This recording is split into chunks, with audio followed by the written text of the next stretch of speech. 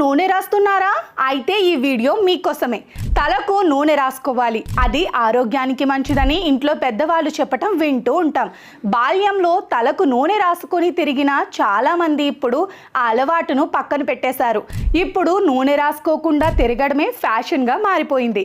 దీనివల్ల కుదుళ్ళు బలహీనంగా మారడం, జుట్టు రాలటం, చుండ్రు వంటి సమస్యలు వేధిస్తుంటాయి. జుట్టుకు నూనె రాయటం వల్ల రక్త ప్రసరణ బాగా జరిగి కుదుళ్ళు బలపడి జుట్టు స్ట్రాంగ్గా ఉంటుంది.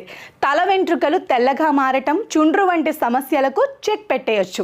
నూనె రాయడం వల్ల జుట్టు మృదువుగా మారి మంచి మెరుపు సంతరించుకుంటుంది.